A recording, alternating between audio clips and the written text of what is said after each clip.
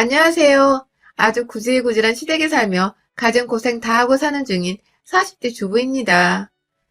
아픈 올케 등골 빼먹으려고 기생충처럼 들러붙으려 한 우리 못난 신우에 대해서 오늘은 낱낱이 공유해보도록 하겠습니다. 저는 대학병원 간호사였어요. 직업만 들어도 힘들겠다고 한숨부터 먼저 푹 쉬시는 분들도 계실 텐데요. 저는 간호대학 들어가서 졸업하자마자 국시에 합격하고 다니던 대학병원에 입사를 한 이래 정말 단 한 번도 제대로 쉬어본 적이 없이 쭉 근무를 했습니다. 주기적으로 반복되는 3교대 근무가 제 몸을 망가뜨려 가고 있었지만 저의 평생 직업이라는 생각만을 하면서 쉬지 않고 일을 했네요. 그와 더불어 얻는 보람과 성취감, 여러 가지 복합적인 감정들도 늘 감사하게 여기는 사람이었고요. 그러다가 정말 강제적으로 직장을 그만둘 수밖에 없었습니다. 제가 상대하던 환자와 정말 아주 사소한 걸로 시비가 붙어버렸거든요. 입원하던 일주일 내내 반말부터 시작해서 집안 도우미 아줌마 마냥 집안일 시키는 종 취급을 하고 무슨 식당 웨이트리스라도 된다는 듯 배달 음식까지 시켜달라는 환자.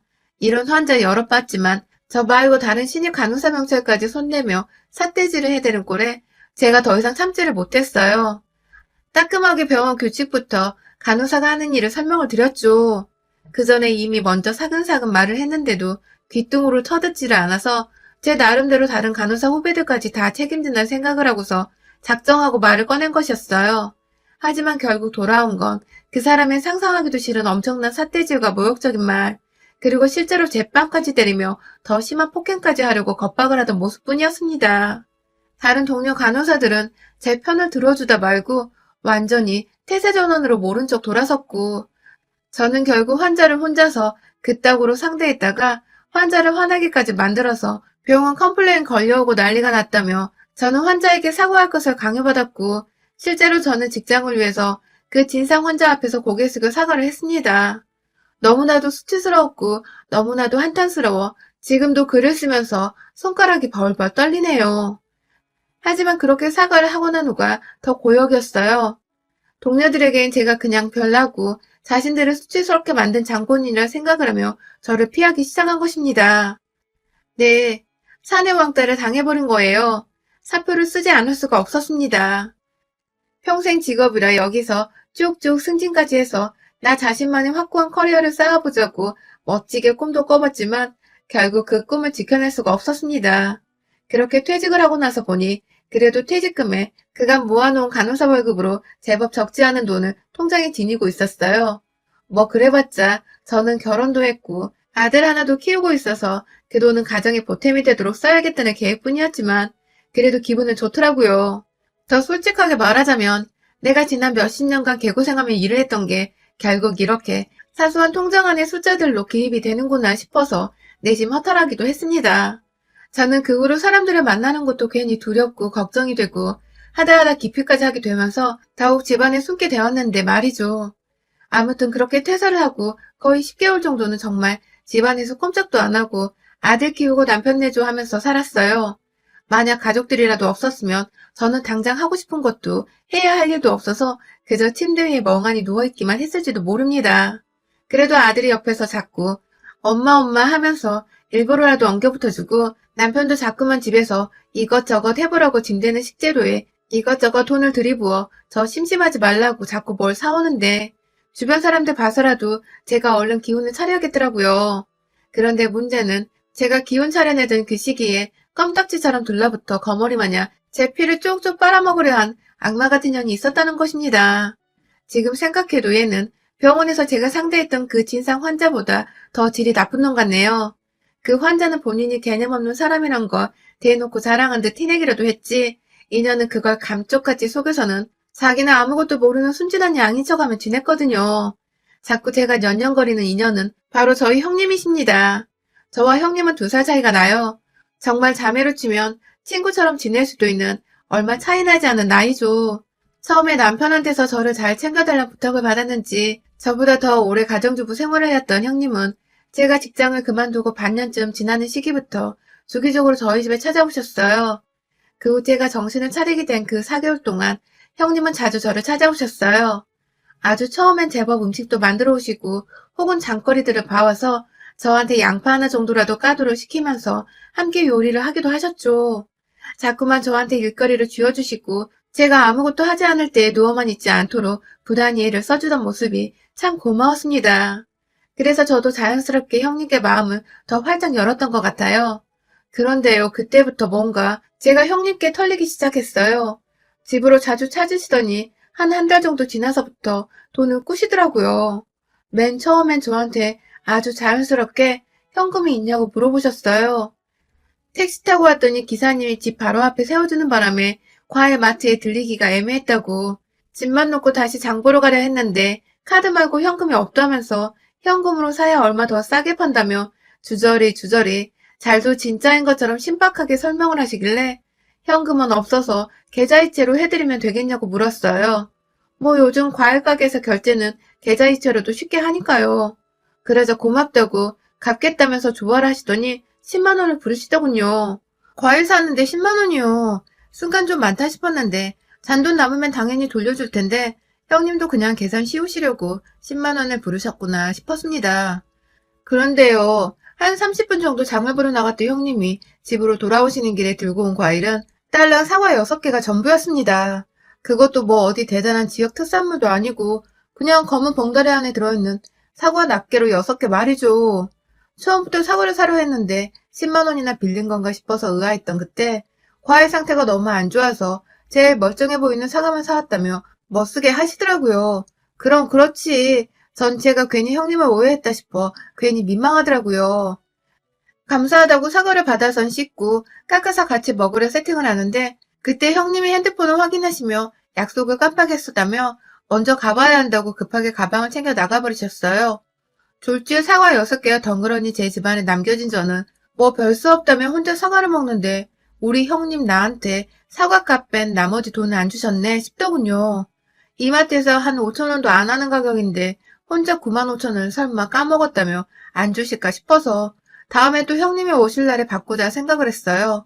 하지만 그 다음날도 집에 오신 형님은 이번에 갑자기 집에서 쉬다 아이스크림 먹고 싶다는 이유로 혹은 배달앱 주문해보자면서 자기한테로 계좌이체를 요구하셨고 저는 또 제 걱정에 집까지 찾아오신 분한테 거절하기가 그래서 매번 10만 원씩 계좌입금을 해드렸어요. 제가 원한 거 아니고 형님이 10만 원을 부르시길래 드린 거고 전 이게 다 저한테 잔돈을 거슬러 주기까지 형님이 알아서 계산을 하고 계시니까 돈을 막 부르시는 거라 생각을 했어요. 당연히 형님은 그렇게 순식간에 아프다는 올케한테서 거의 50만 원 빌려가 놓고는 거의 한 달가량의 발길을 뚝 끊고 저희 집에 오지 않으셨습니다. 처음엔 연락까지 주면서 몸이 아프다 혹은 아이 때문에 바쁜 일이 많다며 미루시더니 아예 연락 없이 발길을 딱 끊어버리셨죠. 형님께 빌린 돈 갚으라 말씀드리기엔 누워만 있으려던 저를 일으켜 세워주셨던 분이니까 경우가 아닌 것 같아서 그냥 모른 척 하기로 했습니다. 집에 오고 가고 하는데 드는 경비를 들었다 생각을 했죠. 그렇게 잊어가려던 중에 형님이 또 집에 찾아오셨어요. 연락도 없이 빈손으로 찾아오신 형님은 제 상태를 갑자기 확인해보고 싶었다면서 올케 괜찮냐고 막 물어보시고 걱정을 해주시는데 괜시리 고맙더라고요. 그런데 그 다음 말은 좀 생뚱맞았습니다. 제가 이제 출퇴근도 안 하니 옷이 필요 없지 않냐면서 자연스럽게 말을 꺼내시더니 갑자기 제 안방으로 들어가시더니 급기야 자연스레 제 옷장을 마음대로 들춰보는 겁니다. 집에 와서 제 옷장까지 가는데 걸리는 시간은 정말 10분도 안 걸린 것 같은데 그 과정이 너무 자연스러워 제가 다 당황을 했어요. 비록 안 입는 옷들이 많지만 저는 대부분 옷을 저렴한 거 여러 개 사는 것보다 진짜 질 좋고 브랜드 있는 옷 한 벌 사놓고 오래 잘 입는 스타일인지라 거의 대부분 몇십만 원대의 옷들인데 이걸 외출 안 한다는 이유로 자기 줄 거 없냐고 들춰보는 형님이 순간 딱 그 진상 환자 같아서 숨이 막히더라고요. 저 다 입는 옷이에요. 하고서 제 딴에는 단호하게 하지만 윗사람의 애인은 갖춰 얘기를 하려는데 또 할 말 다 꺼냈다가 병원에서 당한 것처럼 나 혼자만 인정머리였고 애이었고 자격 없는 사람 취급당하면 어쩌나 싶어서 도저히 입 밖으로 형님께 내 옷 건들지 말라는 말을 할 수가 없었습니다. 사고 후 트라우마가 제일 무섭다더니 제가 딱 그 꼴이었던 것입니다. 결국 그날 형님은 진짜로 제 옷 여러 벌을 자기 마음대로 골라서는 잠깐만 입어보자. 입고 계절 변하기 전에 돌려줄게.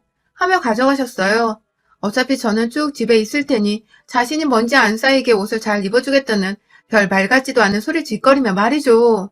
하지만 뭐 여러분들도 예상을 하셨을 테지만 형님은 계절 지나고 그곳을 반납하기는커녕 아무것도 모른다는 듯 그 후로도 저희 집에 몇 번 더 왔는데도 시치미를 뚝 뗐고 급기야 계절마다 다른 옷까지 더 챙겨가면서 문자로 잘 쓸게. 계절 바뀌면 돌려준다.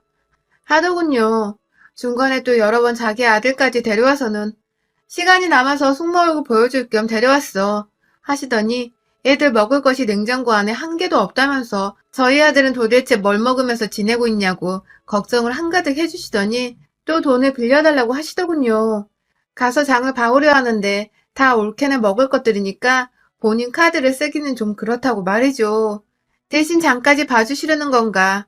아니면 저번처럼 또 조그만 거 몇 개 사면서 돈 10만 원 빌려가는 건가 싶어 꺼림칙스러운데 그때 형님의 입에서 뜬금없이 20만 원이 튀어나왔습니다. 어디 누가 보면 무슨 이마트까지 가서는 몇 박스째 식량을 구해올 기세였어요. 제가 살짝 놀라는 티를 내면서 무슨 20만 원이나 쓰려 하시냐. 장은 우리가 주기적으로 보니까 괜찮아요.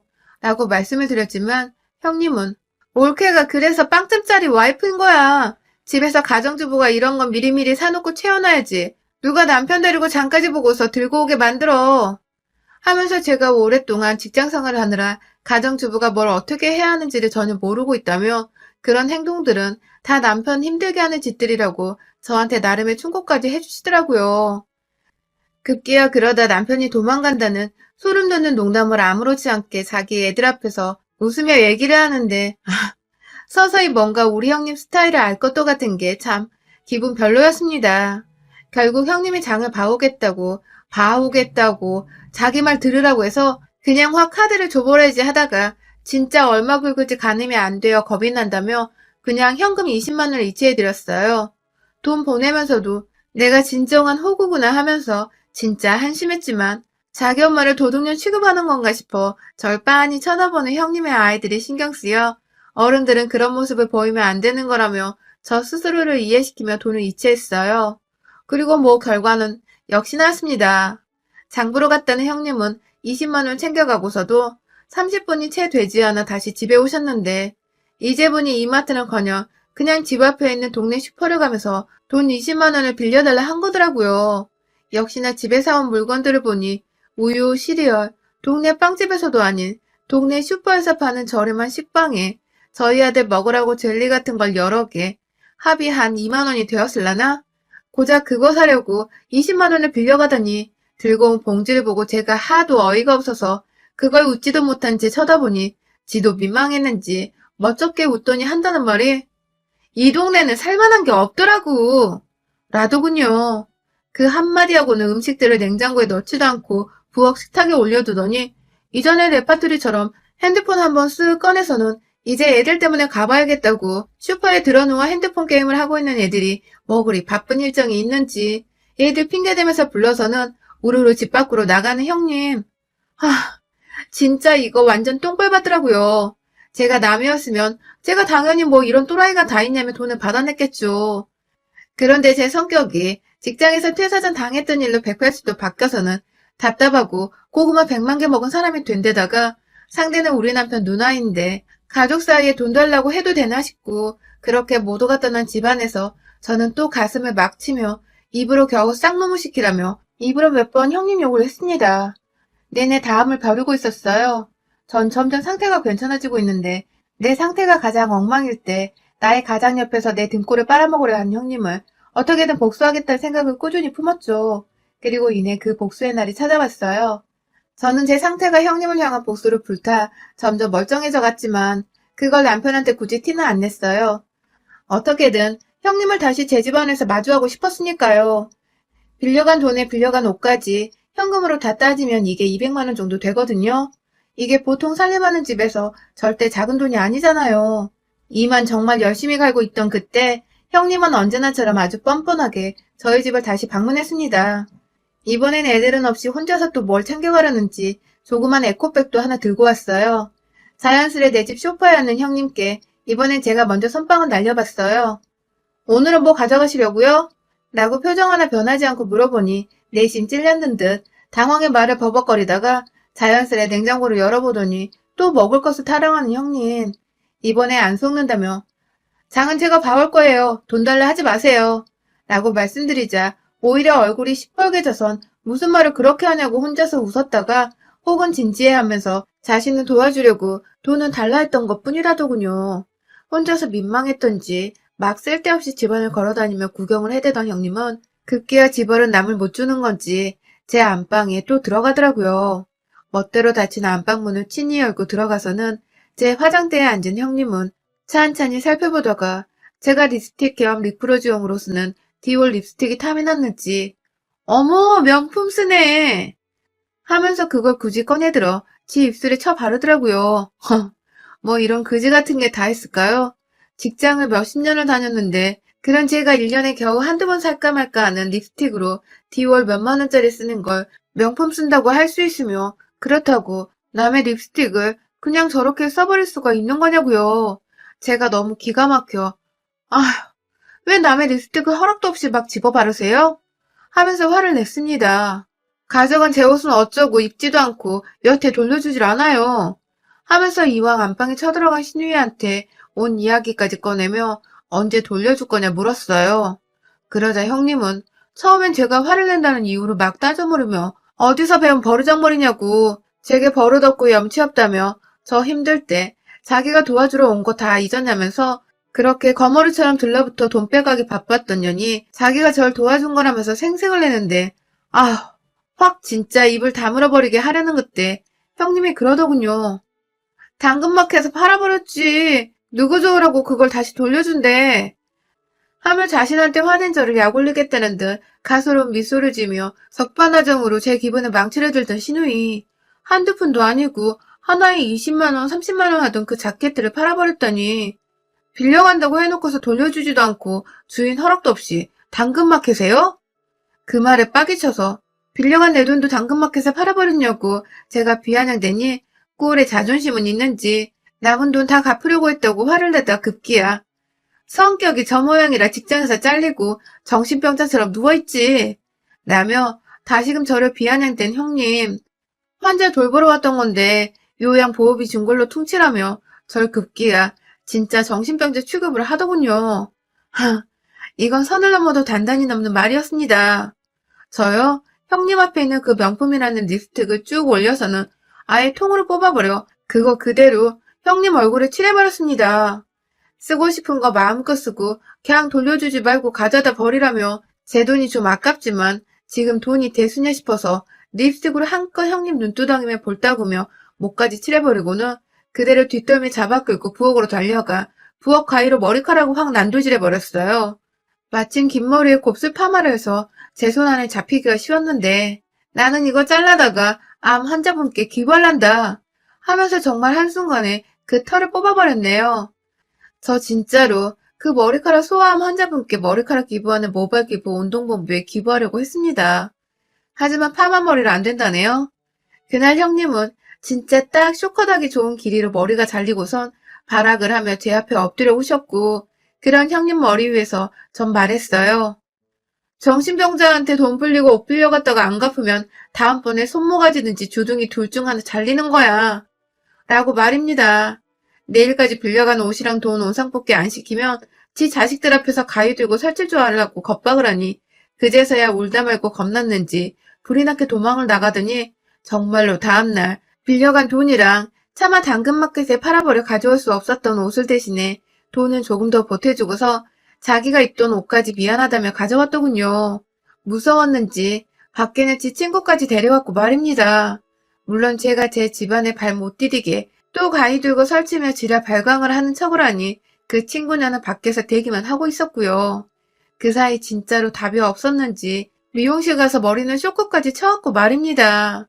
그러게 사람 봐가면서 삥 뜯을 생각을 해야지. 사회생활만 20년 했고 진상환자 참교육하다가 그만둔 내가 좀 힘들 때 기회삼아 다가와 거머리처럼 들러붙으려 하다니. 뿌린 대로 제대로 걷어줬다 생각을 하니 제 이 두 손이 한 짓이 참 자랑스럽더군요.